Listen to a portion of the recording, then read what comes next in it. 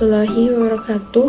Saya Indri Widya Astuti dengan NIM D1B1200038 kelas AGTA ingin menyampaikan materi tentang gravimetri, titrimetri, dan kolorimetri.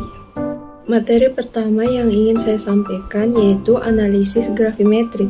Analisis gravimetri memiliki 5 metode yang berbeda, yaitu gravimetri curah hujan.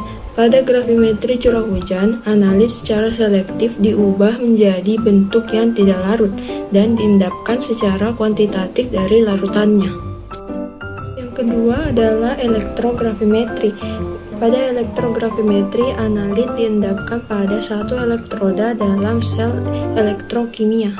Yang ketiga yaitu gravimetri volatilisasi. Ketika energi termal atau kimia digunakan untuk menghilangkan spesies yang mudah menguap. Yang keempat ada titrimetri gravimetri, yaitu massa titran alih-alih volumenya diukur dengan pengukuran massa yang lebih akurat dan presisi. Lalu yang terakhir yaitu gravimetri partikulat. Analis ditentukan setelah pemindahannya dari matriks sampel dengan filtrasi atau ekstraksi. Dari kelima metode analisis gravimetri tersebut, yang paling akurat dan tepat yaitu gravimetri curah hujan karena tahapan analisisnya terperinci dan jelas. Materi selanjutnya yang akan saya sampaikan yaitu analisa titrimetri. Analisa titrimetri adalah analisis kuantitatif dengan mereaksikan suatu zat yang dianalisis dengan larutan standar. Maka reaksi antara zat yang dianalisis dengan larutan standar tersebut berlangsung secara kuantitatif.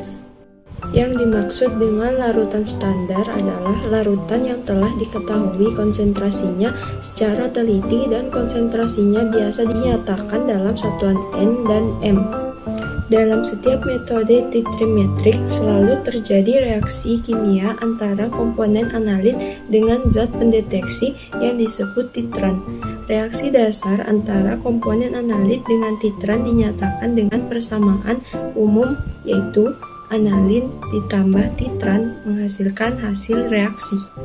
Kesalahan yang biasa terjadi pada analisa titrasi yaitu kontaminasi atau larutan jadi encer karena kurang baik dalam membilas buret, pipet, atau labu. Yang kedua, salah mencampurkan larutan setelah diencerkan. Yang ketiga, kesalahan saat menimbang larutan. Yang keempat, yaitu terjadinya pengotoran pada standar primer. Yang kelima, kesalahan pada pemakaian alat sehingga terjadi kehilangan karena tumpah saat penimbangan, pemindahan larutan, buret bocor, atau salah pipet. Yang terakhir, yaitu kesalahan saat pemakaian indikator. Materi yang terakhir yaitu analisa kolorimetri. Kolorimetri adalah suatu metode analisis kimia yang didasarkan pada tercapainya kesamaan warna antara larutan sampel dan larutan standar dengan menggunakan sumber cahaya polikromatis dengan detektor mata. Metode kolorimetri terbagi atas dua, yaitu satu metode kolorimetri visual dan yang kedua yaitu metode fotometri. Metode kolorimetri visual terbagi atas 4, yaitu 1. Metode standar seri. Pada metode ini dibuat sederetan larutan standar dan larutan sampel dalam tabung yang berukuran sama dengan jenis yang sama pula. Yang kedua yaitu metode kesetimbangan. Pada metode ini dilakukan cara membandingkan larutan sampel dengan larutan standar yang didasarkan pada ketebalan larutan. Yang ketiga yaitu metode pengecaran. Metode ini menggunakan satu zat standar dan sejumlah buret yang berisi belangko. Konsentrasi standar diencerkan dengan belangko sampai tercapai kesamaan warna.